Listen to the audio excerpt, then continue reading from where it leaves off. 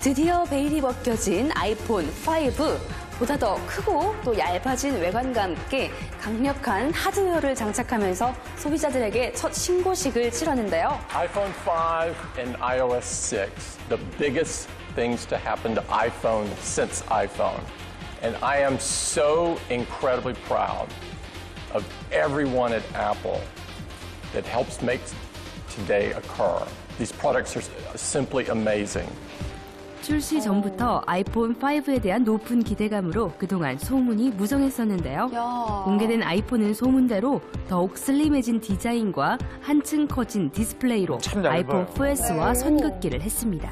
아이폰 5의 가격은 64GB의 경우 $399, 32GB와 16GB는 각각 $299와 $199로 가격을 책정했는데요.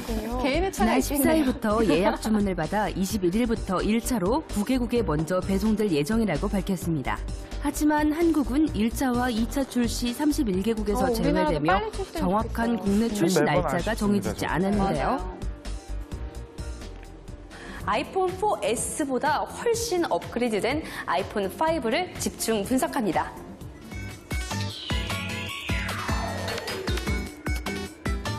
자, 얼마나 달라졌을까요? 무엇보다 아이폰 4S와 달라진 점은 슬림해진 외관인데요.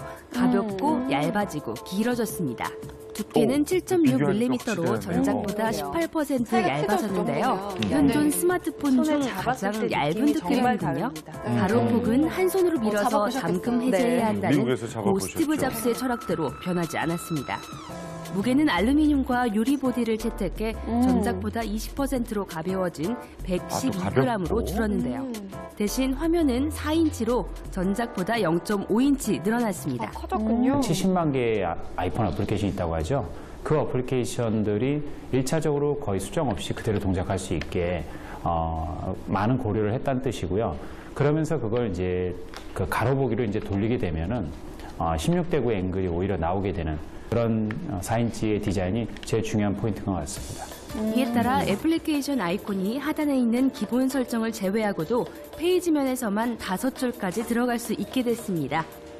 더욱 슬림해진 외관과 함께 하드웨어적인 부분에서도 한층 업그레이드 됐습니다. 차세대 프로세서 A6 칩셋을 탑재해 중앙 처리 장치와 그래픽 속도가 2배 빨라졌습니다. 또한 LTE를 지원하게 되는데요. 국내에서는 KT와 SK텔레콤의 주파수가 채택됐습니다. 전 세계적으로 지금 현재 미국하고 한국, 유럽 정도가 제일 먼저 선진 시장이거든요.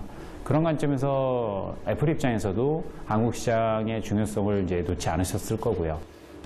카메라는 아이폰 4S와 같은 800만 화소, 1300만 화소가 대세인 요즘 카메라 성능은 조금 뒤떨어진다는 지적이 있습니다. 아주 아쉬운 부분이네요. 배터리 성능 또한 전작과 변화가 없는데요. 배터리 아이폰 문제예요. 5는 통화시간 8시간, 대기시간 225시간이라고 밝혔습니다. 이는 경쟁자들의 신작보다는 못하다는 지적이네요. 기존과 커넥터에도 똑같다는 변화가 그만큼 있었는데요. 개선이 있었다는 얘기입니다. 이 커넥터의 변화가 여러분들이 생각하는 것 이상으로 상당히 그 아이폰이라는 하드웨어 관련된 생태계 관점에서 매우 큰 의미를 갖고 있습니다. 이로 인해서 여러 가지 주변 기기들도 한꺼번에 또 바꿔야 되는. 아이폰 5는 새로운 모바일 운영체제죠. iOS 6를 탑재했는데요. 이와 함께 달라진 기능들도 눈길을 끌고 있습니다. 참석자들의 가장 큰 환호를 받은 기능은 애플의 새 지도인데요. 애플은 지금까지 탑재됐던 구글맵 대신 플라이오버라는 3D 위성 지도를 선보였습니다. 2차원 사진을 가지고 3차원으로 만들어서 마치 3차원 건물 사이를 날아다닐 수 있게 건물들의 어떤 크기나 그런 느낌을 받을 수 있고요. 아이폰 지도를 내비게이션처럼 사용할 수 있는 턴바이턴도 참석자들의 갈채를 받았습니다. 또한 페이스북이 새롭게 추가되는데요. 기프트 카드나 입장권 등을 스마트폰에 담아두고 해당 매장에서 직접 사용할 수 있도록 한 앱입니다. 음성 인식 프로그램인 시리도 대폭 개선됐는데요. 음성을 인식한다는 게 중요한 게 아니고요. 사실상은 인식된 걸 가지고 상황을 인식하고 그 상황에 맞게 최적의 질문에 대해서 답을 결국 지식을 검색해 준다는 게 중요한 포인트입니다. 그래서 미국 같은 경우는 이번에 아예 이런 축구 정보라든지 뭐 여러 가지 날씨 정보라든지 이런 것들을 참 쉽게 검색할 수 있게 해주는 거거든요. 한국어도 지금 제가 베타판을 써보면 아직은 좀 제한적입니다. 그렇지만 이제 최소한 뭐 그래서 한국에서도 좀 날씨라든지 아니면 문자를 보낸다든지 어플리케이션을 실행시키는 것 정도는 써보면은 예전에 비해서 많이 좀 그래도 현실적으로 쓸만한 수준인 것 같습니다. 아이폰 5 공개와 함께 가장 관심이 쏠리는 것은 전 세계에서 2천만 대 이상 팔린 삼성전자의 갤럭시 S3와의 판매량 대결인데요. 벌써부터 업계에서는 스마트폰 3차 대전이라는 말이 나오고 있을 정도입니다. 더불어 갤럭시 S3와의 사양 비교가 스마트폰 유저들 사이에서 관심의 대상으로 떠오르고 있습니다.